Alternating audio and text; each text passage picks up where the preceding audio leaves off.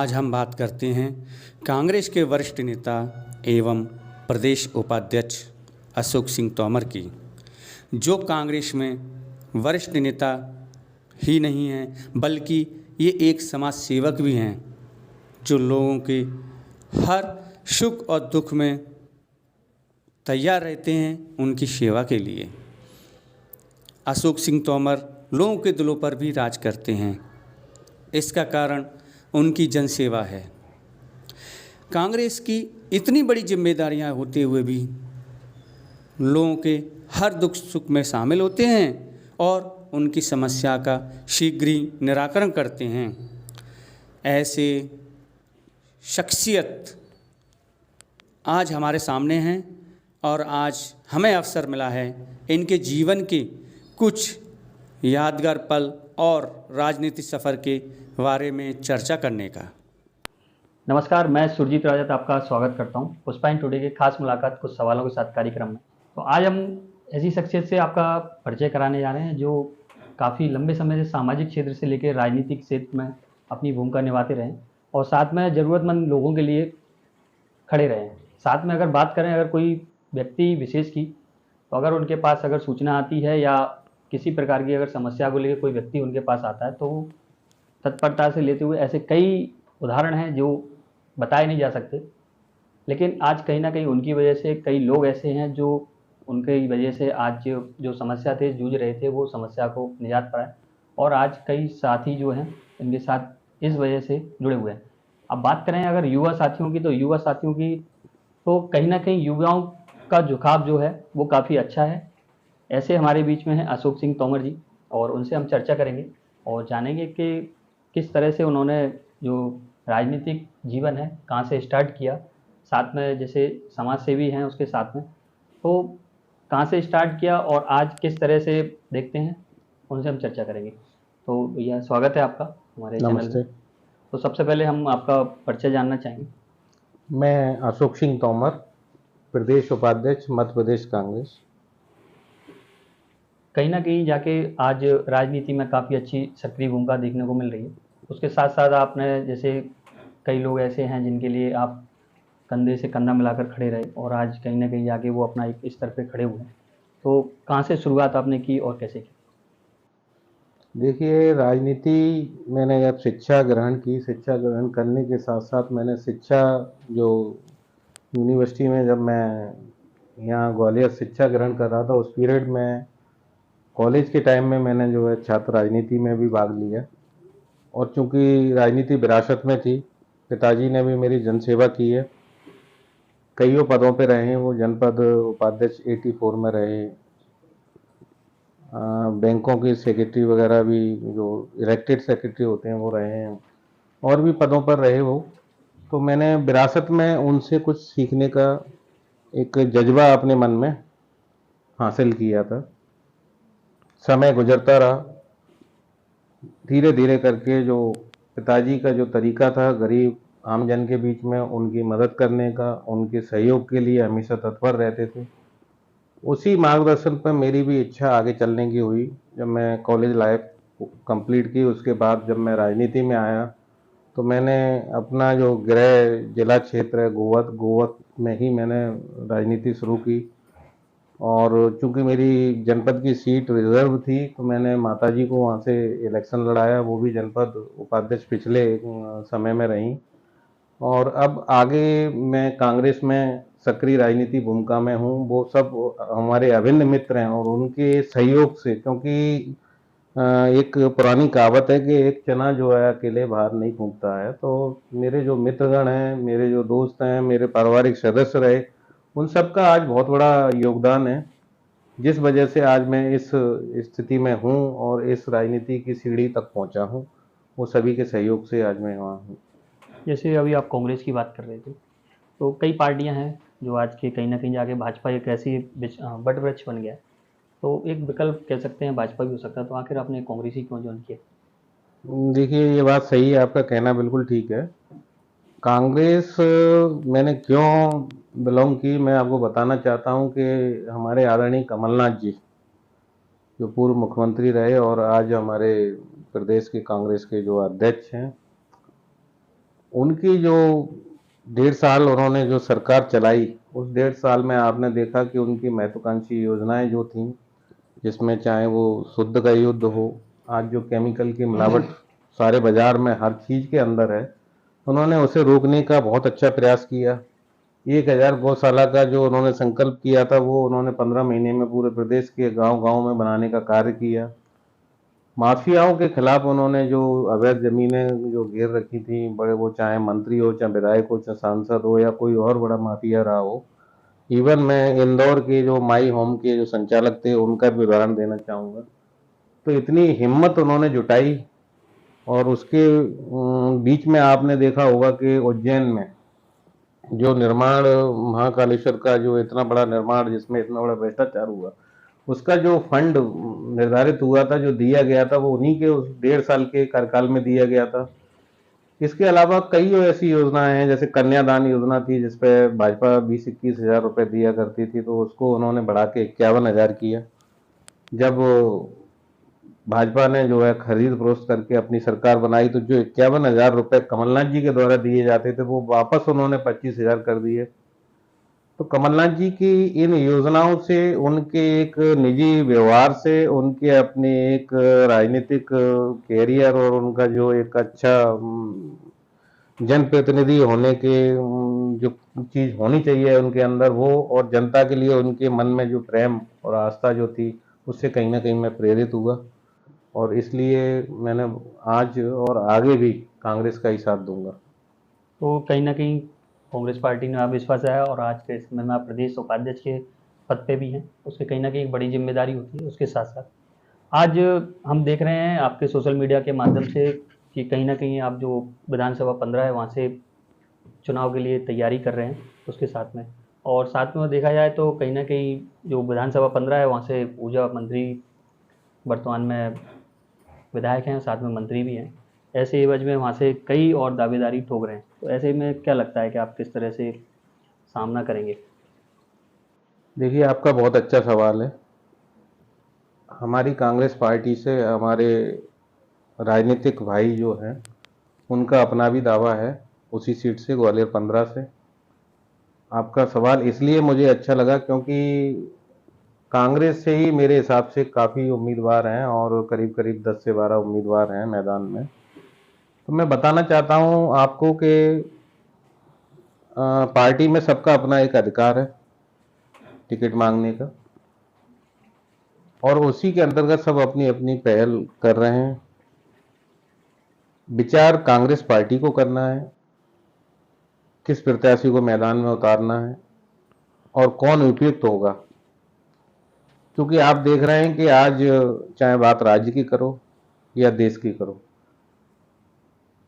हमारे जो युवा साथी हैं वो सब बेरोजगार हैं, और उनके लिए कोई रोजगार की व्यवस्था नहीं है। महंगाई चरम सीमा पर है।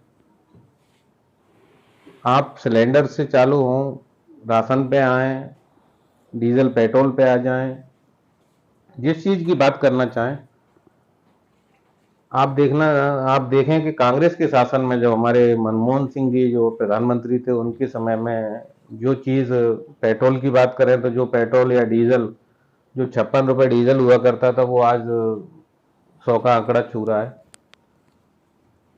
महंगाई इतनी बढ़ी है, बेरोजगारी इतनी बढ़ी है कि आज मध्य प्रदेश की मैं बात करूं तो यहाँ की जो जनता है उसने तो मन बना लिया है, कमलनाथ जी को लाना चाहती है, कांग्रेस के लिए मतदान करना चाहती है प्रदेश की जनता।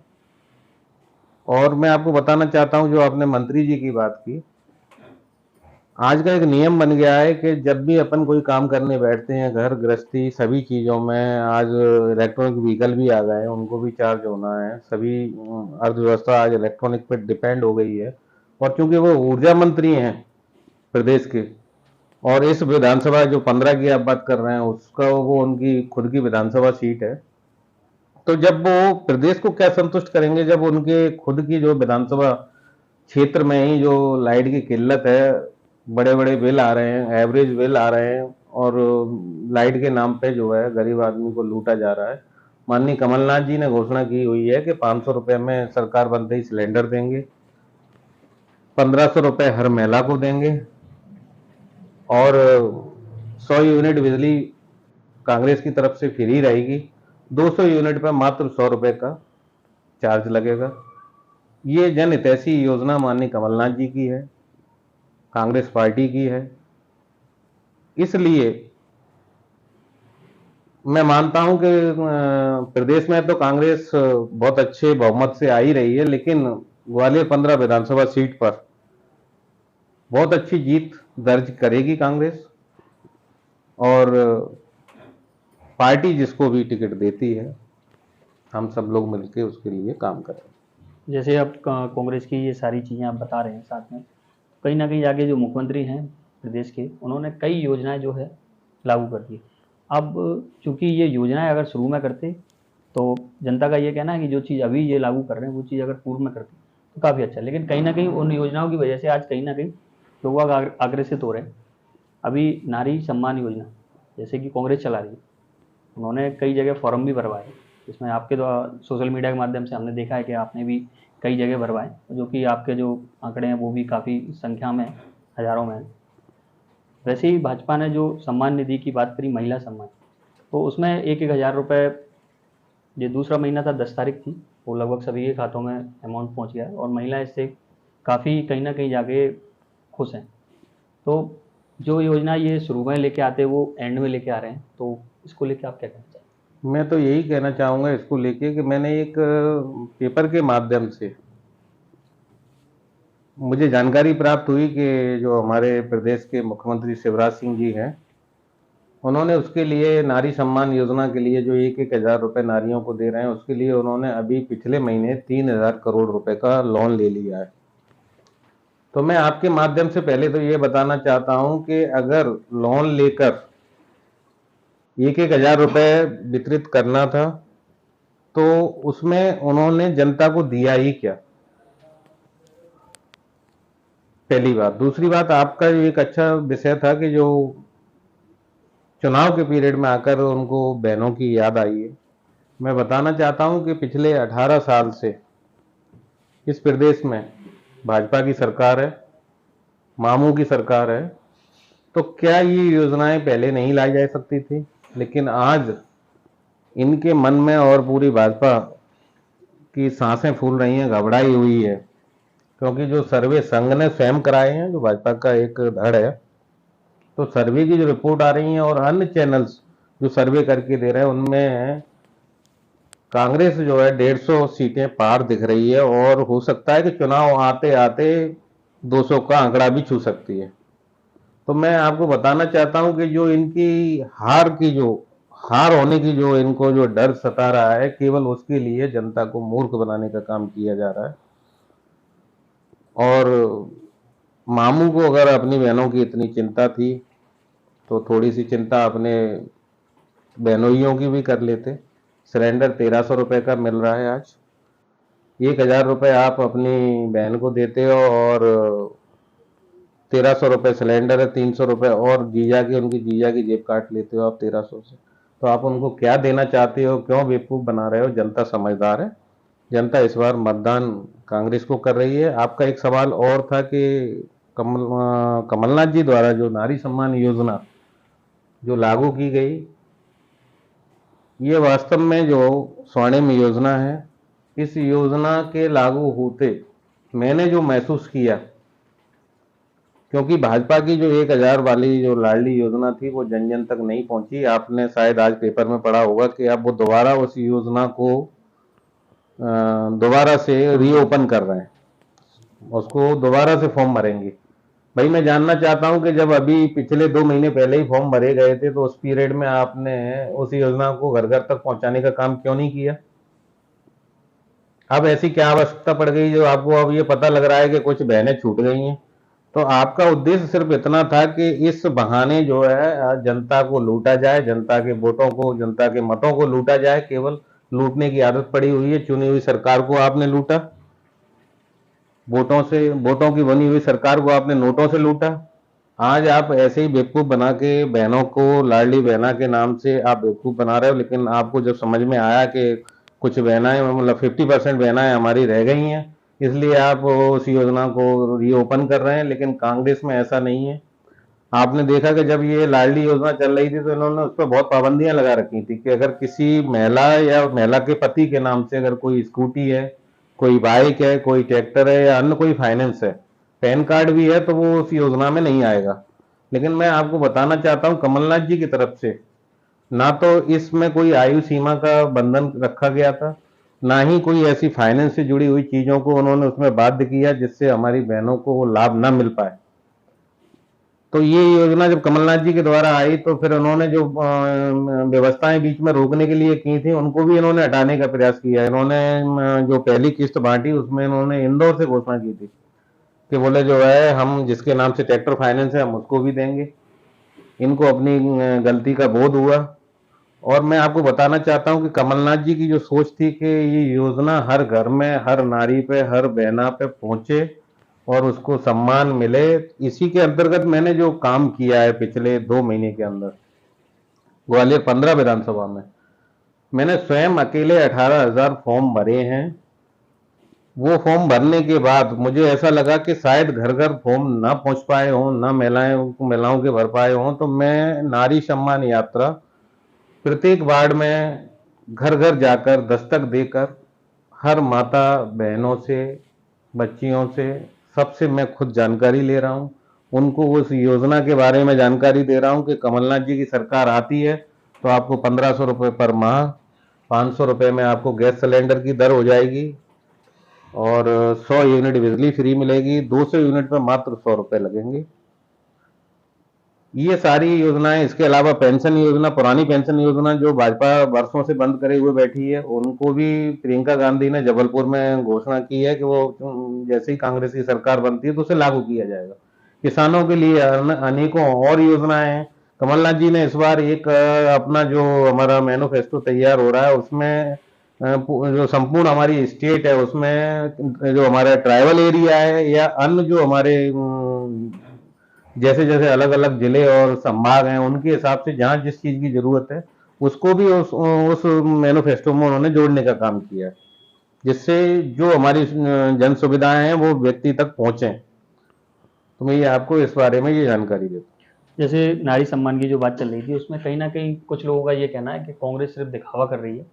ये सिर्फ रद्दी के भाव जो कागज़ है वो कहीं ना कहीं पकौड़ी में, जैसे कि एक सोशल मीडिया पे एक फ़ोटो जो पेपर था ना नारी सम्मान वाला, तो वो कहीं ना कहीं पकौड़े उस पर खा रहे थे, तो उस पर इस तरह का एक वीडियो वायरल किया था। तो लोगों का कहना है ये सिर्फ चूँकि भाजपा की सरकार है, कांग्रेस सरकार ने ये क्यों फॉर्म भरा रही है, ये इस तरह की मानसिकता के साथ में लोगों का कहना है आम जन का। तो उस पर आप क्या कहना चाहेंगे? देखिए मैं आपको बताऊं कि कहीं ना कहीं भाजपा बौखलाई हुई है कमलनाथ जी के नाम से और कांग्रेस पार्टी के नाम से। आपने जो उदाहरण दिया है कि कांग्रेस का जो नारी सम्मान का जो फॉर्म है अगर उस पर कोई पकौड़ी खा रहा है, मैं आपको बताना चाहता हूं कि ऐसा कहीं कुछ नहीं है। कितना सम्मान मिल रहा है, मेरे अगर आपने वीडियो देखे होंगे तो उसमें आपको दिखाई दे रहा होगा जनता कितना स्वागत कर रही है। मैं दरवाजे दरवाजे जा रहा हूँ, मुझे माला पहना रही है, मुझे लाड प्रेम जो मिलना चाहिए जनता से वो मुझे उससे अधिक मिल रहा है। तो मैं तो नहीं मानता कि कोई भी हमारी बहनें माताएं उस पर पकौड़ी खाएंगी, कोई हमारा भाई उस पर पकौड़ी खाएगा, लेकिन इस कृत को करने का काम मैं मानता हूं भाजपा के द्वारा कराया गया होगा और उसका जानबूझ के कहीं ना कहीं वीडियो बनाया है जो आज मार्केट में आया है। तो इस तरह से कहने का मतलब ये है कि आप मानते हैं कि कुछ लोगों की तरह इस तरह का कार्य घृतक कार्य आज किया गया। बौखलाए हुए हैं। भाजपा को दिखाई दे रहा है कि कहीं ऐसा ना हो कि हमारे पैर उखड़ जाएं। लेकिन मैं आपको फिर बताना चाहता हूं कि जनता ने तो मन बना लिया है, वो कांग्रेस के साथ है। जहां भी जाता हूं, जिस क्षेत्र में जा रहा हूं, पूरे विधानसभा के अंदर सब लोगों का कहना है कि केवल और केवल हम कांग्रेस को वोट करेंगे विदेश में।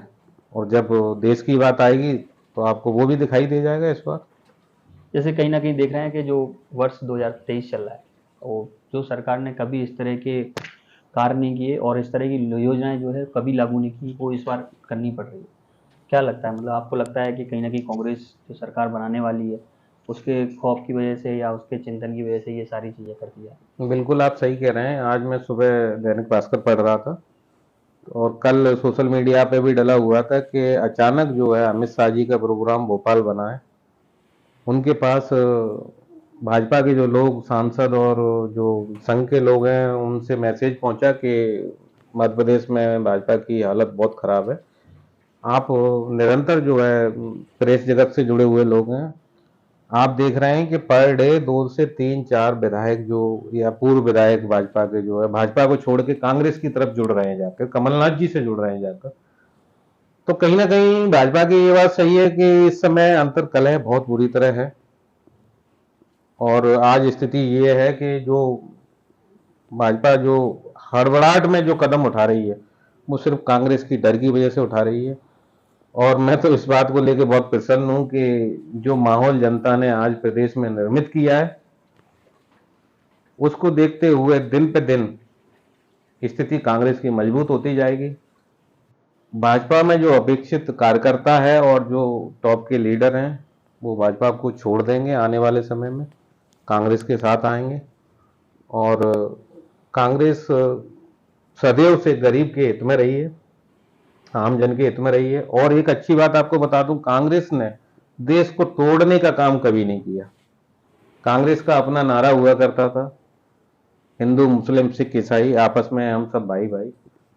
आज भी आप देखते हैं कि कहीं भी ऐसी स्थिति कभी भी कांग्रेस की तरफ से निर्मित नहीं होगी जिसमें उन्होंने हमारे जाति संप्रदाय को बांटने का काम किया हो।